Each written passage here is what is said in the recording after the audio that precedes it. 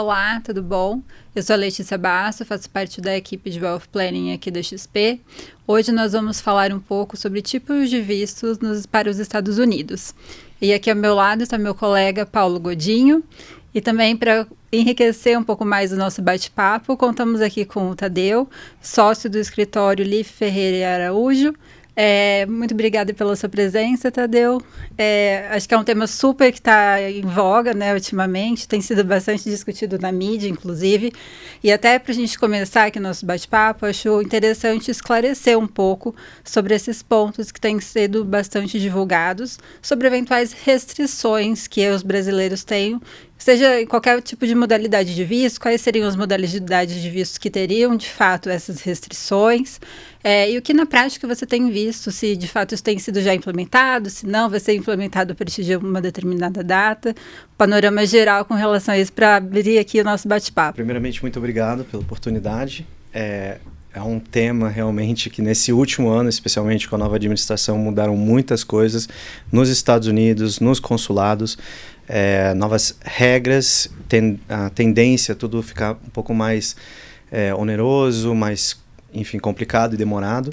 Na semana passada nós tivemos essa grande notícia, né, no nível consular, então os consulados americanos aqui no Brasil vão temporariamente suspender a emissão de green cards, porque tem muitas pessoas que estão perguntando se é uma suspensão de todos os vistos, que não é o caso, é somente de processo de green card. E também, infelizmente, o consulado pelo menos já avisou que eles vão continuar agendando as entrevistas consulares, conduzindo as entrevistas consulares, e a única coisa será uma suspensão temporária da emissão do visto de imigrante. O visto de imigrante é um green card, né? Então você tem as categorias de não imigrante, que são vistos temporários. Então pode ser visto de turista, estudante, trabalho, né? Tem várias modalidades. E aí você tem os de imigrante, que são green card, que são para as pessoas que vão residir nos Estados Unidos. Então essa ordem, ela não impactou qualquer visto de não imigrante. O consulado vai continuar emitindo visto de turista, estudante, vários vistos de trabalho, por enquanto sem problema. Somente no caso da emissão do green card. E aí também muitas pessoas me perguntam se eu estou nos Estados Unidos e eu tenho um processo de green card já em andamento. Perfeito. Não vai ser impactado. Isso é só nível consular. Então, quando a pessoa está fisicamente nos Estados Unidos, com outra categoria de visto, ela pode pedir via um processo, seja de trabalho, família, investimento, para ter um green card nos Estados Unidos, e aí ela faz um processo chamado ajuste de status, onde ela vai ajustar o status de não imigrante temporário para imigrante residente permanente dos Estados Unidos. Esse processo continua andando. Claro que no ano passado também houveram outras medidas que também dificultaram esses processos.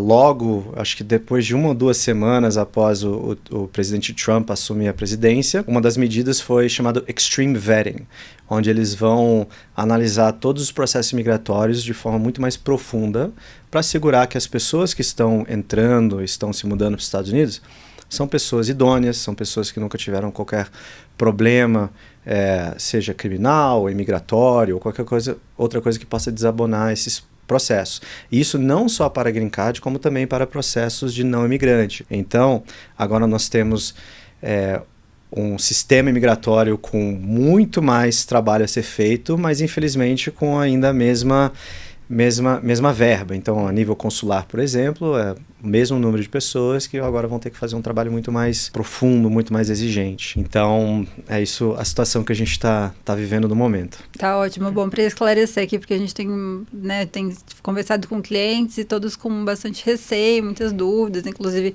para esses que já estão lá. Então, ótimo saber que para esses realmente não, né, que já entraram com todas as medidas, a gente não vai ter nenhum tipo de impacto. Só realmente para quem estava aqui no Brasil e quereria dar entrada. Né? Exato. A suspensão é temporária, pode durar 30 dias, 60 dias, nós não sabemos. Só para deixar claro, a gente está gravando aqui hoje, dia 19 de janeiro, então...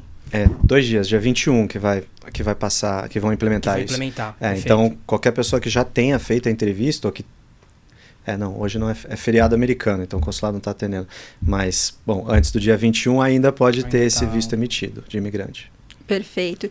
E aí, já entrando nesse ponto, né, dos vistos ali para imigrante, de fato, o que a gente tem bastante demanda aqui do lado dos nossos clientes é sobre aqueles vistos de investimento. EB5, Gold, Platinum, que a gente estava falando um pouquinho aqui antes de iniciarmos a gravação. Então, eu queria que você, né, só desse um panorama geral de quais são os tipos de investimento para cada um desses, né, tipos de visto, quais são as diferenças entre eles aqui, para que os nossos clientes também consigam se adequar ali da melhor forma possível para esses tipos de vistos. A nível de residência, nos Estados Unidos, via investimento, você tem o EB5, que EB quer dizer Employment Based. Então, mesmo que seja via investimento, é na categoria de employment, de trabalho. Então, acho que só rapidamente explicar como funciona o sistema como um todo, e aí faz mais sentido para quando eu entrar especificamente nos vistos de investimento. Então você tem categorias de green cards que são via família, então casamento, pai para filho, né, irmãos até. Aí você tem os employment based, que são EB1, 2, 3, 4 e 5. EB1, 2 e 3 são trabalho. Então, EB1 e 2 são via qualificações profissionais. Então, uma pessoa que está no interesse nacional, uma pessoa que tem habilidade extraordinária, uma pessoa que está sendo transferida como executivo de uma operação estrangeira para uma operação nos Estados Unidos. E aí você tem o EB3, que é o patrocínio de uma empresa americana para os seus colaboradores. EB4 é religioso e o EB5 é investimento. Então, no EB5, você tem um investimento que é diferente de muitos outros países, como, por exemplo, Portugal, né, que muitas pessoas perguntam, onde você pode investir na bolsa, num fundo, pode investir no mercado imobiliário. Nos Estados Unidos, a obtenção do Green Card via EB5 está condicionado na criação de empregos. Então, além de você ter que investir um valor, esse valor tem que ser usado para criar empregos. Então, hoje, o valor de investimento é $800 mil se você estiver criando empregos em áreas rurais, áreas de alto desemprego ou projetos de infraestrutura. Então, nesses três, como o governo quer incentivar investimento nessas três áreas, eles permitem que você faça um investimento de $800 mil. Se for em qualquer outro projeto ou qualquer outra área, seriam $1,50 milhão é o valor mínimo do investimento. Só que não importa se você investe $10 milhões, se você não puder comprovar a criação de 10 empregos, você pode investir $100 milhões, você não consegue o Green Card. Então, existem companhias chamadas centros regionais, que são companhias privadas, porém reguladas pelo governo americano, reguladas no sentido que elas são licenciadas, todo ano elas são auditadas. Então, essas empresas, elas patrocinam projetos EB5. Projetos EB5 são projetos que costumam criar muitos empregos, porque quanto mais empregos, maior o número de investidores que você pode receber. Então, tende a ter alguma coisa envolvendo construção. Então, construção de um prédio comercial, um shopping center, um hospital, resort, várias coisas. Aí a pessoa, então, ela investe através desse centro regional em um fundo. Esse fundo, ele pode fazer... E aí o investidor, obviamente, ele tem conhecimento e vai poder escolher qual modelo ele quer. Mas aí esse fundo, ele vai fazer um investimento equity, então societário, num projeto imobiliário, ou ele vai fazer um empréstimo para um projeto imobiliário, que tende a ser mais seguro, porque aí você, né, sendo um credor nesse fundo, tem garantias, tem colateral, você também tem o termo do empréstimo, então você tem previsibilidade, vai ficar investido 4 anos, 5 anos, 6 anos, expectativa de rendimento, né, de rentabilidade. E aí esse investimento vai ser usado para criar os empregos, 10 empregos sendo criados, você recebe o Green Card. Só que quando o valor aumentou, antigamente era $500 mil, quando aumentou para $800 mil, veio uma informação positiva, que antigamente você tinha que aplicar, aguardar a aprovação do seu EB5 e só depois você poderia migrar para os Estados Unidos. Hoje é possível você aplicar o EB5 e aplicar aquele ajuste de status que eu tinha mencionado, o ajuste de status que vai permitir que a pessoa já fique nos Estados Unidos enquanto o processo está sendo julgado. Então, mesmo que o processo demore 1 ano, 1 ano e meio, 2 anos, a pessoa já está vivendo nos Estados Unidos.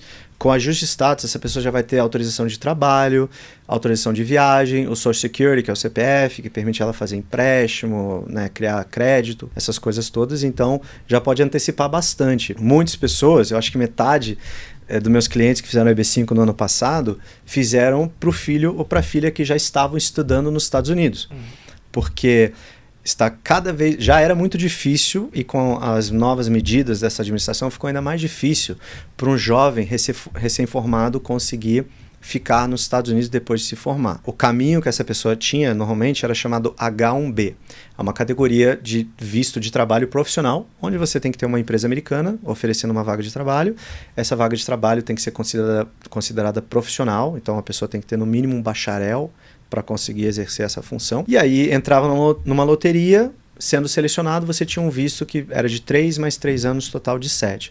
Só que agora eles mudaram esse sistema de loteria, que acontece no dia 1º de abril, e essa loteria agora ela vai ser uma loteria onde quanto mais alto o salário que a pessoa for receber e quanto mais qualificada essa pessoa for para a vaga, maiores as chances serão dessa pessoa ser escolhida na loteria. Então, um recém-formado, infelizmente com pouca experiência, e que normalmente vai assumir uma vaga eles chamam de entry level, uma vaga de, enfim, recém-formado, vão ter menos chances nessa loteria. Então, muitas pessoas pensando, né, que, poxa, eu já investi tanto no futuro e na educação dos meus filhos. No Brasil, coloquei numa escola particular cara, ou talvez até numa escola internacional americana no Brasil, que é muito cara também. Mandei esse filho ou filha para estudar nos Estados Unidos, pagando uma faculdade caríssima em dólar. Eles não podem trabalhar, né? Então vai ter que sustentar esse jovem nos Estados Unidos também. E depois de tudo isso, se não conseguir um H-1B, vai ter que voltar para o Brasil.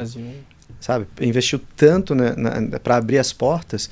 Então, muitas pessoas têm decidido fazer o EB5 para o filho ou para a filha, para que eles possam continuar nos Estados Unidos, para que eles também fiquem equiparados no sentido de poder competir com americanos para as mesmas vagas, porque a grande maioria das vagas nos Estados Unidos, uma das primeiras perguntas que fazem é se a pessoa precisa de patrocínio. E assim que a pessoa coloca sim, pode colocar lá que ganhou o prêmio Nobel. Não vai conseguir. É muito difícil. Então, tem feito mais e mais EB5 para jovem. E uma coisa interessante também é que quando você tem a cidadania europeia, a cidadania americana, você pode pedir um green card para os seus pais. Sem investimento, sem nada. Só mostrar o laço de família. É um processo muito simples e rápido de fazer.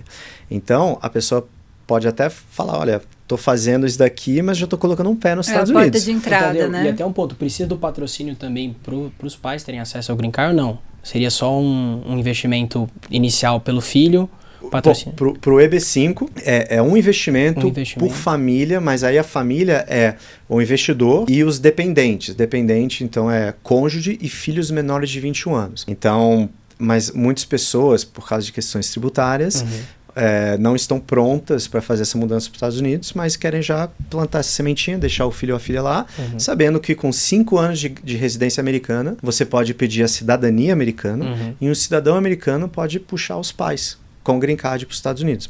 Bem fácil, né? Então é uma oportunidade. Mas tem pessoas também que já estão preparados do ponto de vista tributário, pessoal, profissional, ao invés de fazer um EB5 para o filho ou para a filha, fazem, enfim, pai ou a mãe, e puxa toda a família com um investimento só. Entendi. E os filhos, nesse caso, quando os pais, o pai e a mãe fazem, qualquer idade pode ser configurada aqui essa questão de família para ter só um único investimento ou tem um limite de idade? 21 anos, não emancipado, então não pode estar casado. Tá, perfeito. E acho que voltando um pouco na questão do investimento, em relação ao EB5, muita gente pergunta, olha, vou fazer esse investimento, mas depois vou perder esse dinheiro. Como que funciona isso? Eu consigo ter um retorno? Se eu tenho retorno, qual que é o prazo mais ou menos que a gente tem em média? Porque, você falou um pouquinho da questão do empréstimo, que daí você já teria, né, atrelado assim, esse retorno, pagamento de juros.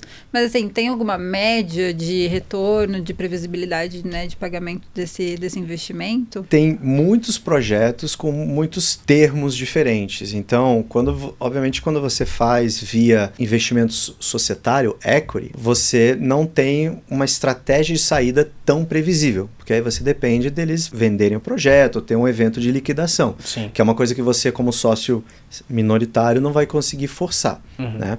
Então, quando tem um projeto onde você está fazendo um investimento societário, eles tendem a ter, a apresentar como será feita essa retirada, mas também, em contrapartida, eles oferecem uma rentabilidade muito maior. Né? Como você é societário, se as cotas valorizarem ou a venda for muito maior do que o valor que você tinha quando você investiu, você pode ter uma retirada muito maior. Mas eu sempre falo para meus clientes, se você quer ganhar dinheiro, ter rentabilidade, faça qualquer outro investimento menos EB5. O EB5 ideal é você investir, receber o green card e ter seu dinheiro integral de volta no final do período de investimento, seja de 4, 5, 6 anos, o que seja. Esse é ideal. Se você busca rentabilidade, faça outra coisa. O que você quer é segurança. Não quer colocar o seu capital em risco. Então, o modelo de empréstimo tende a ser mais previsível e mais seguro, porque como parte da análise que a pessoa deve fazer, ela vai ter acesso ao plano de negócio, aos documentos financeiros do projeto, quem são os incorporadores, etc. E qual será o colateral que está sendo oferecido para os investidores. Seja cotas de uma empresa mãe, o próprio imóvel pode ser colocado também em garantia.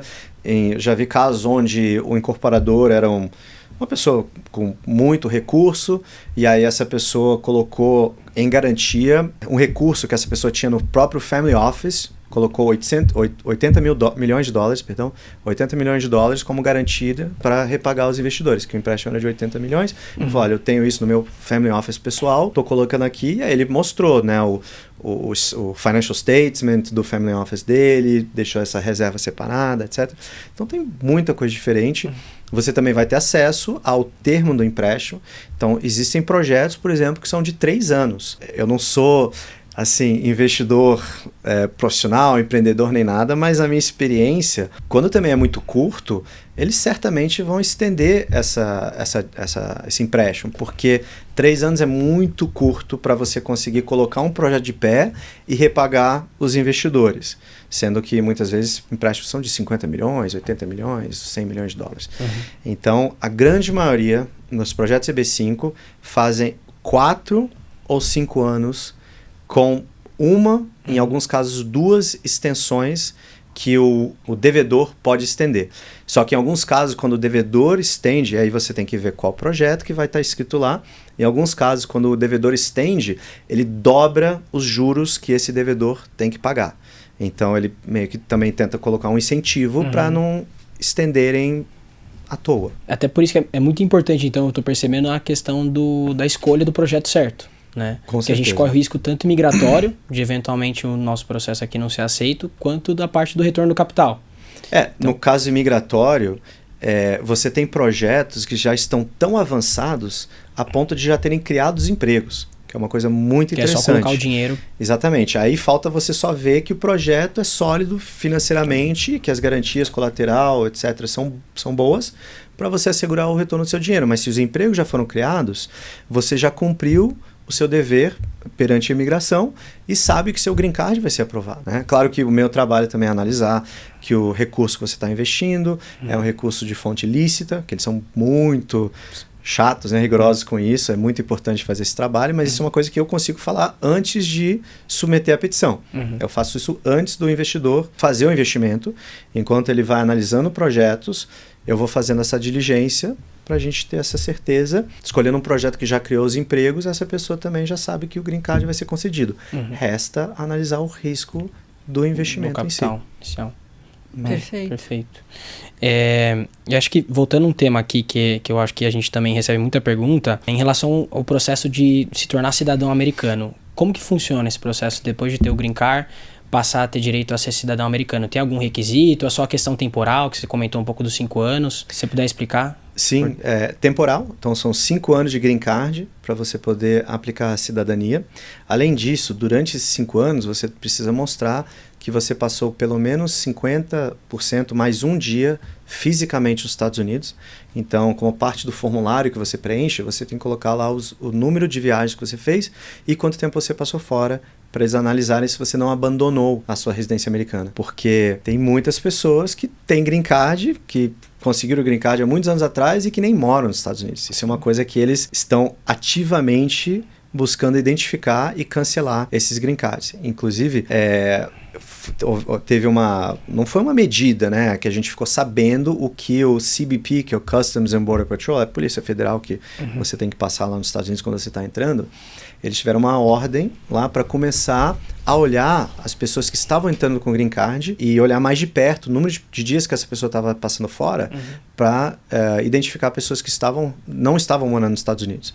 E antigamente era com você passando 1 ano fora, você perdia o green card. Você passando 6 meses fora, cria uma presunção de que você pode ter abandonado a sua residência americana. Eles agora começaram a olhar 6 meses. Se uma pessoa passa 6 meses fora, já pode pedir o green card. E o que aconteceu também é que durante a pandemia, muitas pessoas acabaram ficando presas no exterior, não puderam viajar. Então, tiveram muitas situações onde a pessoa ficou mais de 6 meses fora e tinha que voltar para os Estados Unidos preocupado de, será que eu vou perder meu green card? Nesse caso, o que você deve fazer é comunicar isso para o consulado americano no país onde você estiver e pedir, é chamado um boarding foil. Então, uma autorização que o consulado vai analisar a sua situação, vai entender que, olha, foi uma coisa fora do controle, a pessoa não tinha intenção de abandonar a residência americana, ela pode entrar com boarding foil, ela entra nos Estados Unidos sem problema. A partir do momento que entrar, isso já é apagado. Mas além de 5 anos de green card, de passar mais de metade desse tempo fisicamente nos Estados Unidos, claro, ter sua declaração de imposto de renda em dia, você não pode ter nenhum problema com a justiça americana, nenhum problema criminal, porque isso desqualifica você de residência. Então, se você não tiver tido nenhum problema, e aí nesse caso também não é qualquer coisa, não é que você teve uma multa de carro, que você teve um problema comercial, é realmente uma questão criminal que demonstra que não é uma pessoa, que é uma pessoa de má índole, acho que eles chamam, né? Então são esse tipo de coisa. É claro que eles estão sendo mais rigorosos agora do que nunca, e tanto que tiveram alguns casos onde exageraram, mas depois de apelar ao caso, a grande maioria das pessoas acabaram resolvendo essa questão. E só para as pessoas também entenderem um pouquinho mais, quais que são os impactos, né, de eu ter um green card ou ter a cidadania americana? Qual que é a diferença de um e de outro? O green card é uma residência permanente, mas que você pode abandonar. Você pode entregar, a qualquer momento você pode entregar o green card e se mudar para outro país sem qualquer obrigação mais com os Estados Unidos. No caso da residência, da cidadania, você pode até renunciar à sua cidadania, mas é um processo muito mais burocrático, e aí tem uma possível, provável implementação de um exit tax, né? Porque geralmente quando a pessoa está fazendo isso, muitos por uma questão tributária. Então, depois da questão, o exit tax foi criado graças ao brasileiro, Eduardo Savirana, e então agora eles ficam de olho. Até para caso de green card, se você passar mais de 7 anos vivendo nos Estados Unidos, você pode estar sujeito ao exit tax. A cidadania é uma coisa que você não perde, você tem um passaporte americano, então mesmo que você acabe cometendo um crime ou tendo um problema nos Estados Unidos, você não perde a cidadania americana. O green card você pode perder, se você abandonar, se você não morar nos Estados Unidos ou se você cometer algum crime que demonstre que você não pode ter mais o green card. Perfeito. E aí, voltando um pouquinho atrás também naqueles vistos, né, de investimento, a gente falou do EB-5, mas a gente acabou não falando do Gold e do Platinum, né? Sim. Né, e esses são mais realmente de investimento mesmo, porque é uma alocação ali somente em recursos financeiros, se não estou enganada. O Gold Card é uma compra, né? Aí sim você está comprando, você está pagando para o governo americano, né, para o tesouro americano, você está colocando $1 milhão. Então, diferente do EB-5, que é $800 mil de um investimento, o Gold Card é $1 milhão que você está pagando para os Estados Unidos para ter uma residência americana, um green card. E diferente do EB-5, ele também, curiosamente, ele não entra na categoria de EB-5. Ele entra na categoria de EB-1 ou na categoria de EB-2. Isso é importante entender porque cada categoria de EB-1 a 5, ele tem uma cota anual de emissão de visto de imigrante para cada cota. Além disso, nenhum país pode representar mais de 7,5% de cada uma dessas categorias. Então, por exemplo, EB-5, o Brasil ainda representa uma porcentagem muito pouco de EB-5. Mas você tem países como a China e Índia que aplicam milhares de EB-5s por ano. E eles já estão excedendo há muito tempo essa cota para o EB-5, então eles têm uma fila de espera separada para o EB-5. Então, enquanto um brasileiro consegue aplicar um EB-5 dentro dos Estados Unidos e já pediu o green card naquele momento, uma outra nacionalidade que está sujeita a esse cap, ele não tem essa mesma habilidade. Existem reservas, né? Eu não quero complicar demais o assunto, então existem reservas, dependendo do projeto que você vai investir, que até permite isso, mas existem categorias diferentes. Então o EB2, ele é uma categoria que muitas pessoas conhecem aqui no Brasil, é chamado NW, National Interest Waiver. É uma categoria que tem uma fila de espera, que eu acho que já atingiu, há pouco tempo atrás, tinha atingido 2 anos de fila de espera. Então você pode fazer o Gold Card e aplicar o EB2, que não faria o menor sentido, porque você vai pegar uma fila de espera. Então, quem for fazer Gold Card, por enquanto vai optar pelo EB1, mas o EB1 também pode vir a ter uma fila de espera. Então, mais uma grande vantagem do EB5 comparado ao Gold Card. É a categoria que você pode, que tem disponibilidade para você imigrar para os Estados Unidos. Mas então, o Gold Card é $1 milhão que a pessoa vai, eu não considero nenhum investimento, porque não tem retorno. Né? Uma compra. É uma compra, literalmente uma taxa, compra. Né? Você está pagando uma taxa para poder ter o Green Card. Esse já foi implementado, como a gente estava conversando mais cedo. Acho que ainda faltam muitas informações, então eu estou aconselhando qualquer pessoa interessada a aguardar. Eles publicaram o formulário no final de dezembro, como é aplicado o Gold Card, mas ainda falta bastante detalhe. E aí tem o Platinum, que o Platinum ainda não foi implementado. A informação que nós temos no momento é que o Platinum será um investimento de $5 milhões, também, mesma coisa para o Tesouro, você não tem retorno, mas que ele vem com uma isenção tributária. Então, se a pessoa passar até 270 dias no ano, ela está isenta de que eles chamam de Global Taxation. Ela vai continuar pagando imposto, né, se ela tiver receita em outro país, ela só não vai ter essa Global Taxation tributada nos Estados Unidos. Então, ela ainda vai ter que a pessoa ainda vai ter que fazer uma declaração de renda nos Estados Unidos sobre os ganhos que ela tem nos Estados Unidos, mas ela vai isentar os ganhos do exterior, diferente de qualquer outra residência americana. Então, EB5, habilidades, qualquer outro green card que você tiver, você está sujeito a Global Taxation. Então, você tem que declarar os seus ganhos. Não é duplo, você não paga duas vezes, eles olham na alíquota, a fonte, para ver se tem uma diferença. Se nos Estados Unidos for mais alto, você paga a diferença dos Estados Unidos. Mas você está sujeito a Global Taxation. Então, se você tem renda aqui no Brasil, você pode ter que pagar nos Estados Unidos. Perfeito. Então, vamos ver. A gente está esperando ainda. Eu acho que isso já é muito mais difícil, porque vai criar uma nova categoria de residente americano que nunca existiu. Então, existem muitos obstáculos para conseguir fazer isso. Ainda não tem nem certeza se é possível fazer. Mas essa administração tem feito o impossível. Boa. Veremos. E acho que, só para fechar esse assunto aqui dos vistos imigrantes que dão direito ao Green Card, você comentou um pouco que tem vistos que tem a ver com a capacidade do profissional, que é o EB1, EB2. Se puder explicar um pouquinho, acho que a diferença do EB1 e EB2 acho que são os mais comuns, só pra gente ter uma noção. Quais são essas habilidades, as habilidades, especiais, você tem... quem que pode se candidatar a esse tipo de Exatamente. visto? Claro. Então, no EB1, cada um desses eles tem subcategorias. Então, você tem EB1A, EB1B, EB1C, EB2, NW, por aí vai. Então, no EB1A, que é uma categoria onde você pode self-sponsor, self-petition, ou se auto-patrocinar, é baseado puramente nas suas qualificações profissionais. Então, na área de negócios, eles listam 8 critérios, das quais a pessoa deve cumprir pelo menos 3 para demonstrar que ela é extraordinária na sua área de atuação. Prêmios nacionais e internacionais, membresia em associações exclusivas, então são associações onde os membros são pessoas altamente destacadas, né, tem um processo bem rigoroso para se tornar membro. Uma pessoa que tenha aparecido na mídia, uma pessoa que foi entrevistada, uma pessoa relevante, influente. Uma pessoa que tenha publicado algum artigo, estudo, capítulo de livro, etc. É uma pessoa. Uma pessoa que tenha julgado o trabalho de outros profissionais. Então, mas nesse caso não é na sua função de dia a dia, então não é, eu julguei o trabalho dos meus subordinados, ali, né? É uma pessoa que participa de comitês ou participa de bancas, júri, esse tipo de coisa. Uma pessoa que tenha feito uma contribuição original para a sua área. Então, uma pessoa que desenvolveu uma metodologia, uma pessoa que desenvolveu uma nova tecnologia, uma pessoa que tem uma participação crítica dentro de uma organização distinta. Então, a pessoa é um C-level executivo de uma multinacional importante, uma companhia inovadora, uma companhia líder de mercado, etc. E aí, finalmente, é remuneração. Se a remuneração dessa pessoa demonstra que ela atingiu lá o topo do seu campo. E aí, esse é o mais previsível, mais objetivo de todos, porque a gente basicamente faz um estudo, né? Você pesquisa qual que é o salário Você pesquisa qual que é o salário para essa categoria, então você pega um C-Level, faz uma busca no Brasil, quanto que um C-Level ganha no Brasil, se você puder demonstrar que essa pessoa está lá no top, talvez 3, 4, no máximo 5%, a gente pode dizer que essa pessoa é extraordinária. Então, você faz esse trabalho para o EB1A extraordinário.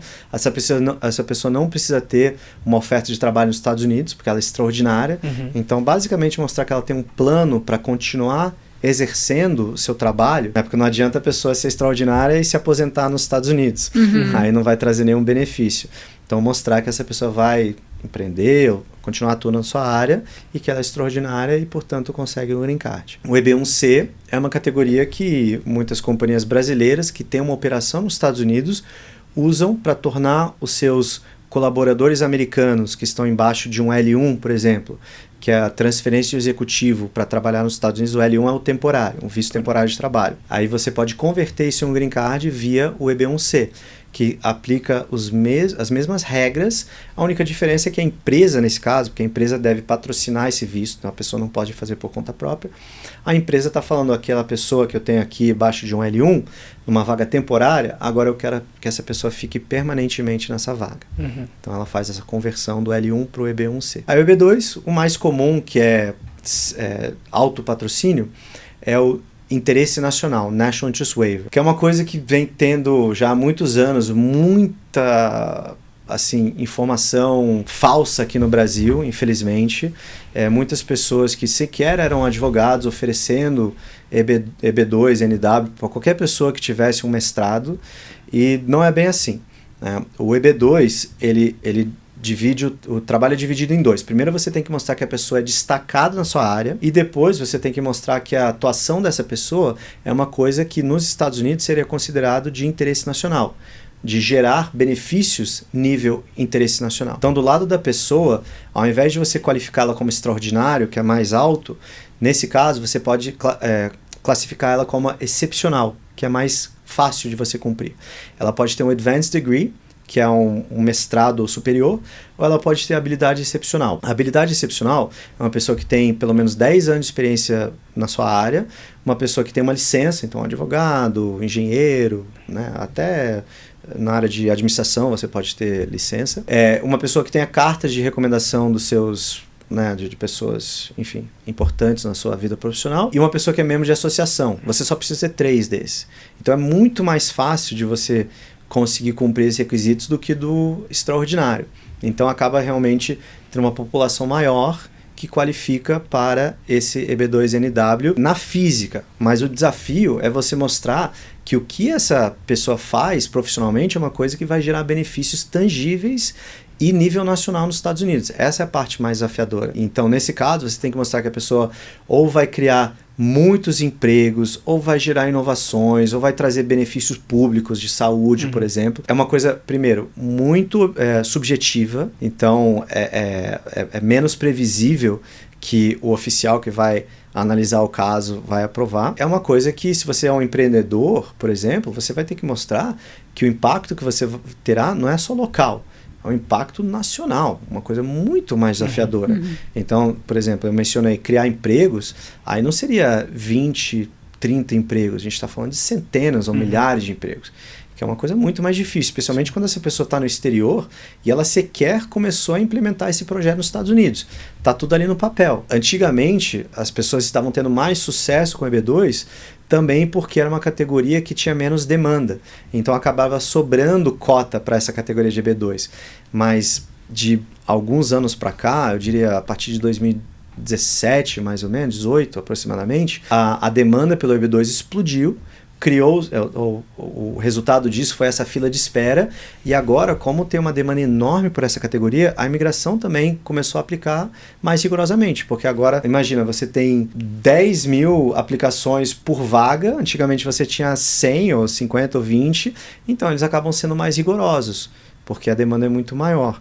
Então, a gente tem uma fila de espera para o EB2, a taxa de recusa do EB2 tem crescido muito. Então, é importante o advogado olhar, ter uma conversa transparente, né, verdadeira com o seu cliente sobre as chances de sucesso do EB2.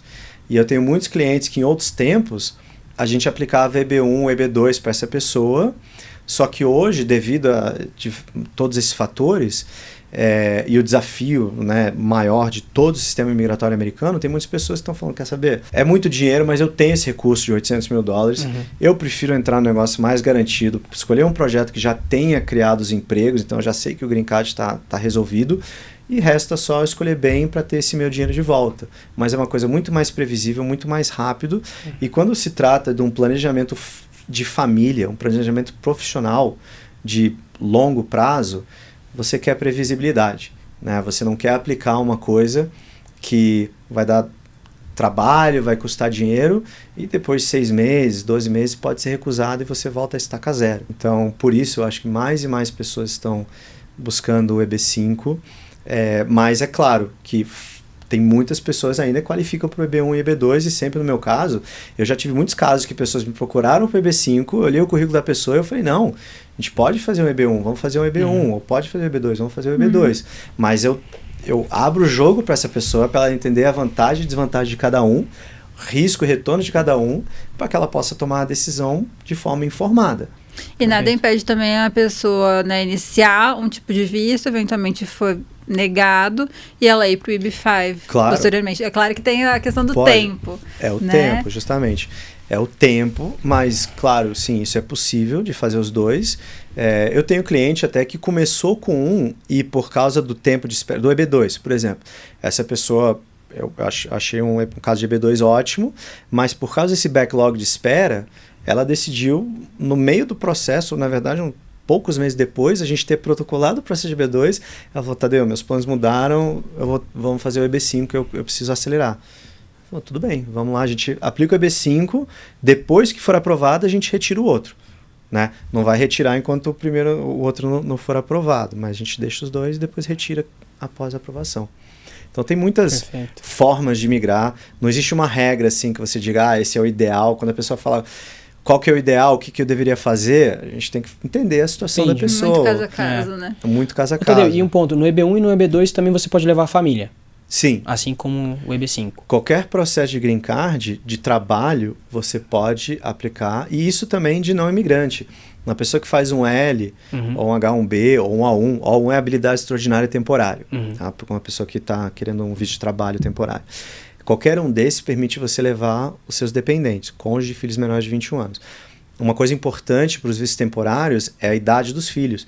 Então, se você tem um filho tipo de, sei lá, 19 anos ou 20 anos, aí não faz sentido fazer um visto temporário. É melhor você já pular para o green card, porque senão você perde a janela de incluir o filho ou a filha que vai ficar adulto. Voltando um pouco nessa questão de vistos temporários, acho que um visto super importante que a gente também conversa bastante aqui com os clientes é o visto F1 para estudantes. E até a gente estava conversando aqui um pouquinho antes que as regras mudaram.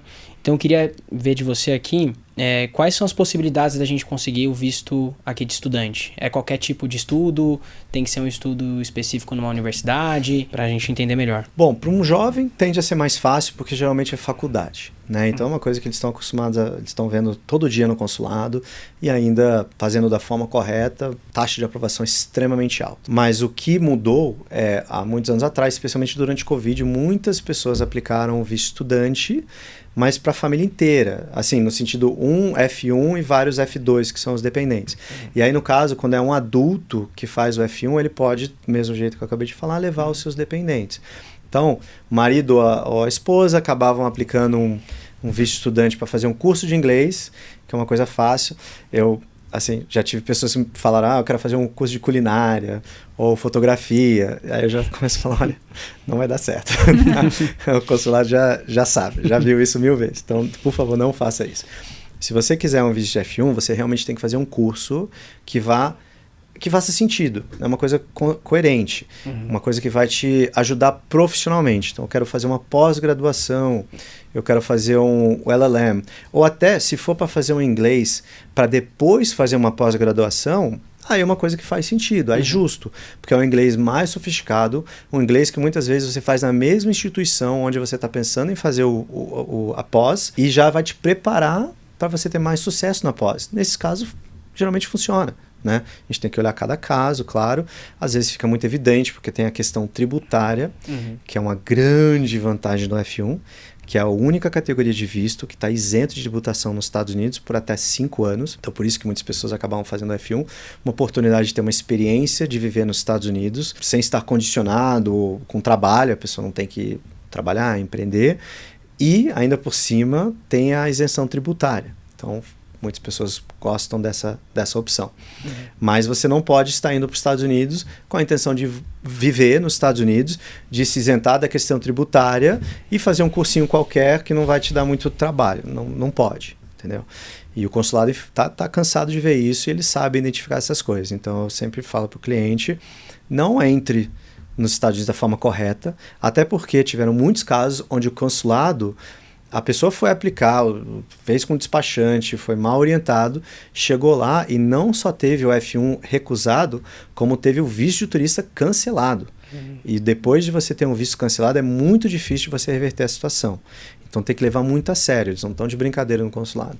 Então, se for para fazer um F1, que seja um F1 sério. E aí, depois, a pessoa estando nos Estados Unidos, se ela mudar de ideia e decidir ficar, aí a gente pode já, com a pessoa nos Estados Unidos, aplicar um EB1, um EB5, ou o que seja. Também é possível, né? A pessoa já estando lá por conta do visto estudante, depois ela faz a aplicação para um... Exatamente. Aí ela pode, já estando lá, é até mais fácil.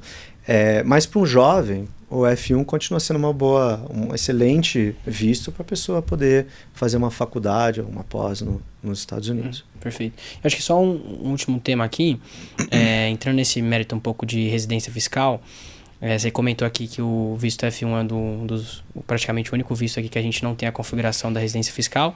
Os vistos que dão direito ao Green Card, a gente tem a residência fiscal ali caracterizada, mas e os outros tipos de vistos temporários? Como que funciona essa questão de eu me preocupar em relação à residência fiscal?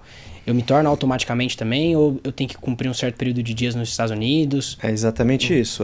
Em inglês é chamado Substantial Presence Test. Então, teste de presença substancial. Qualquer visto, com exceção do F1, com o Green Card é automático, né? Se você é um residente americano, você consequentemente é um residente fiscal americano também. Não tem isenção disso. No caso de vistos temporários, é uma questão de presença física. Então, mesmo como um turista, se você passar mais de 180 dias no ano, você pode estar sujeito à tributação nos Estados Unidos. Inclusive, muitos tributaristas recomendam que você faça um pedido de waiver, que é uma isenção. Você avisa, olha, eu acabei passando mais tempo, mas a minha residência fiscal é no Brasil, por exemplo. Aí você mostra que você é um residente fiscal no Brasil. Então, foi uma coisa acidental, por exemplo. E isso funciona com qualquer visto, com exceção do F1. Então, é importante você monitorar essas coisas. O fato de você ter um visto turista não é que você nunca vai estar sujeito à tributação. E, além disso, né, não para entrar em muito detalhe ou complicar muito o assunto, mas além da análise que eles fazem todo ano, esse Substantial Presence Test, ele usa uma fórmula de 3 anos para calcular se você está passando muito tempo nos Estados Unidos. E se você passar, resumidamente, 4 meses durante 3 anos seguidos, você já é um residente tributário americano. Sem enquadrar no teste, configurar como Exatamente. residente. Então, as pessoas têm que se atentar a isso. É super importante esse tema, né? Porque não basta só escolher ali qual tipo de visto, mas eu tenho que fazer todo um planejamento pré-imigratório, realmente entender quais são os impactos tributários regionais, né? E até de estilo de vida também, né? A gente estava comentando sobre isso um pouco antes. Então, são vários os pontos aqui que você tem que ter cuidado antes de fazer, de fato, tomar essa decisão. 100%. Né? Uma decisão muito grande, de família, mas uma decisão que vai afetar até as outras gerações, né? Geracional o negócio. Sim. Então, é fundamental uma pessoa que vai fazer um Green Card. Eu sempre pergunto se essa pessoa já fez um estudo tributário, porque ela tem que entender que vai ser taxada, né? Vai pagar imposto nos Estados Unidos, então se fez um planejamento tributário... E não só imposto nos Estados Unidos, sobre rendas geradas em todo o mundo, né? Todo mundo. Muita gente tem, às vezes, essa... Por não ter renda gerada nos Estados Unidos, talvez eu não vou ter tributação nos Estados Unidos. Não, na verdade você vai ser tributado em bases globais. Global. Exato, é global. Então tem que fazer esse estudo e tem que também implementar esse plano antes de você aplicar. Se você estiver fazendo nos Estados Unidos. Se você fizer do Brasil e aí você vai aplicar via consular, aí você acaba tendo mais tempo, porque você só vai se tornar um residente americano depois que o seu processo for aprovado no consulado. Então ele tem que ser aprovado nos Estados Unidos primeiro, com o órgão imigratório, que é o USCIS, e aí depois o caso é transferido para o consulado americano no Brasil, e aí o consulado americano no Brasil vai emitir o visto de imigrante que funciona da mesma forma que o Green Card. Somente quando a pessoa faz a primeira entrada com esse visto que ela se torna um residente americano. E a partir daquela data, né? A partir daquela retroage para o começo do ano, por exemplo, com aquela data de rendimento. Então, mas é importante ter tudo isso feito antes de você fazer essa essa mudança. Perfeito. Acho que a gente já deu nosso tempo aqui, embora o tema seja bastante vasto, né? Tem muita coisa, muito assunto para a gente debater, mas acho que deu para realmente ter ali o panorama geral. Agradeço mais uma vez a sua presença, Tadeu. Muito obrigado, foi super esclarecedor aqui do nosso lado. E nós aqui da equipe de Wealth Planning também ficamos à disposição, caso você tenha qualquer tipo de dúvida, para marcar uma reunião conosco, e a gente está super à disposição por aqui. Boa. Muito obrigado. Obrigado, pessoal. Foi ótimo. Obrigado, Tadeu. Obrigado a vocês.